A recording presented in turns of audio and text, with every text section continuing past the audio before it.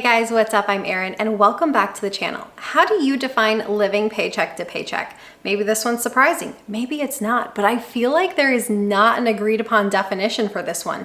If I look up what it means to be living paycheck to paycheck, this is what I find. The Dave Ramsey team over at Ramsey Solutions says, if you're living paycheck to paycheck, that means all your money comes in and goes right back out again at the end of the month. There is no way to look to the future because you can't afford to save any money yet. Or what about this one over at Investopedia? They say those living paycheck to paycheck predominantly devote their salaries to expenses. Living paycheck to paycheck may also mean living with limited or no savings and refer to people at greater financial risk if suddenly unemployed. Pay attention to that one because that one sort of hints at this gray area. That one made me realize we all don't have the same definition for this. How about this one from US News? Here's what it means to live paycheck to paycheck. All of your income goes to paying your monthly expenses. There isn't any money left after you pay the bills. Well, that was gonna be my last one, but I'm adding one more from a credit union. It means using up all of your paycheck until the next one arrives. This leaves little to no room for surprise expenses that can put your bank account in the red. It also makes it harder to save for long-term goals. Okay, I'll stop reading definitions to you. It's safe to say they follow a similar trend with some slight variations, and I went through a lot of them. I searched different verbiage when it came to paycheck, and I even left the first page of Google. Tell me, when was the last time you left the first page of Google? And depending on the source you use, it could say that 60-some% are living paycheck to paycheck, or even all the way up to 78%. But I don't think we actually all agree on what it means. Here's the thing. The way that I interpret paycheck to paycheck would be you get your paycheck, you cover all your expenses, and there's nothing left. Maybe there's just a tiny bit that goes to savings or investments, but hardly anything at all. But then I did a couple videos where I talked about the topic of living paycheck to paycheck, and some of the comments surprised me.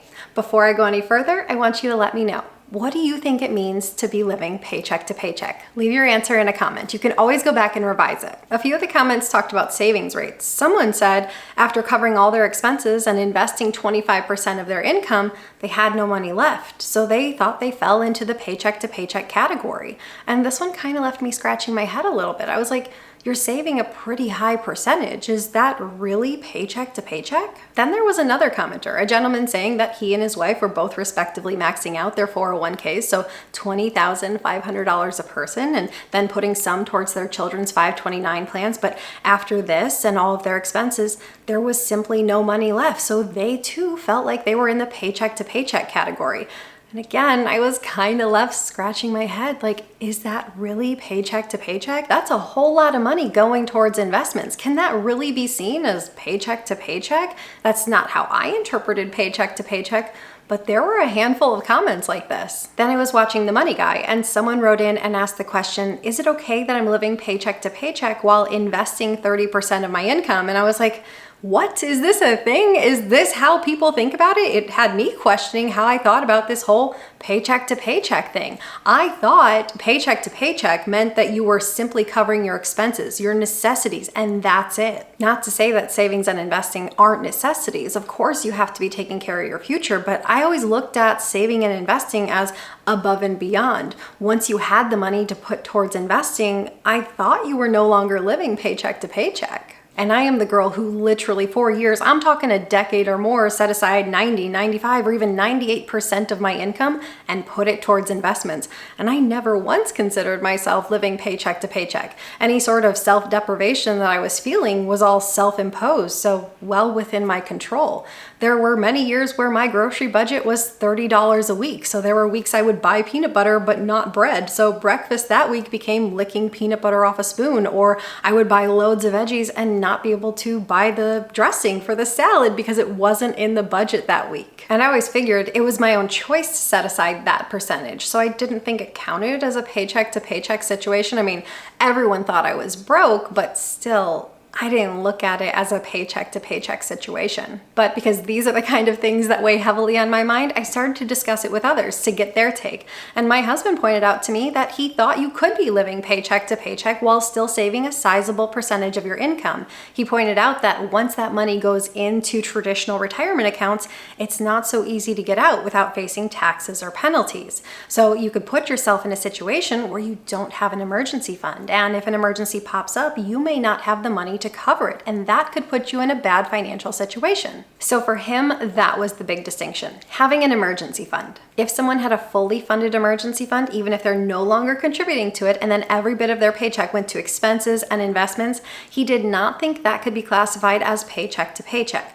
However, if someone did not have an emergency fund and their entire paycheck went to investments and expenses, he thought that could be a paycheck to paycheck situation because an unexpected emergency really could wreak havoc on their financial life for a bit. Because it's not necessarily so easy to make quick changes to your contributions to your 401k or your TSP. You have to contact your HR department, and it may take a paycheck or two before those changes take effect. So really, you could be stuck in a bind for a little bit. That makes sense, and I can see that point, but I still look at that as a very different situation from, say, a single parent who is literally using every ounce of their paycheck to cover the necessities of living expenses and putting food on the table. Perhaps they even need the help of food stamps, and literally there is nothing at the end of the month to put towards investments or savings. So for me, the designation comes down to choice. If you're contributing a really high percentage to your investments and intentionally living very lean today, you could easily make a different choice. You could contribute a lesser percentage to investments and you wouldn't have to live so lean. However, personally, as someone who opted to live a very lean lifestyle throughout her entire 20s, I can say that it massively pays off. To put away as much as you can towards your investments early on in your career, throw everything you have towards your investments and live as frugally as possible, it does set you up for future success and set you up for a future where you can kind of relax a little bit. Like I said, I did that for at least a decade and I have zero regrets about it. But as I moved into my 30s and really around 32, I started to intentionally reduce my savings percentage. Don't get me wrong, we still save and invest a great deal in this household, around 50 to 60% of our take-home pay. But I can say that life is far more enjoyable now that I'm not pinching every single penny. I love being frugal, but I felt like I was getting to the point where being frugal was actually causing me stress. And now that I've relaxed a little bit, I don't have that stress and life's more enjoyable. But I would add, in all those years that I was saving 90+% of my income, I always made sure to have an emergency fund because life happens. And I would argue if you're able to save a sizable percentage of your income, it might not be the wisest choice to put everything towards investments and leave yourself with absolutely no emergency fund. It would seem safer to put a small portion towards an emergency fund while you're investing, and then once your emergency fund is where you want it, then really accelerate your investments. But that's just my opinion, because emergencies happen. Inevitably, they happen, and often when you least expect them or when you're least prepared for them. If you don't have an emergency fund to fall back on, that's when you can really get yourself in a pickle. That's when people have to turn to credit cards with ridiculously high interest rates, or maybe they can't cover their monthly expenses and then run into late fees. It's said that half of Americans can't cover a $400 emergency, and I wouldn't want to willingly put myself in that situation if I had the means to avoid it. Because life has a way of surprising you, and often those surprises come with pretty hefty bills. So perhaps there's more to the story when we see headlines about high earners living paycheck to paycheck. When the stats say that it's something like 45% of those earning $100,000 or more living paycheck to paycheck, or 47% of those earning $150,000 to $200,000 a year, 28% of those making over $200,000 a year, and 30% of those earning over $250,000 a year are living paycheck to paycheck.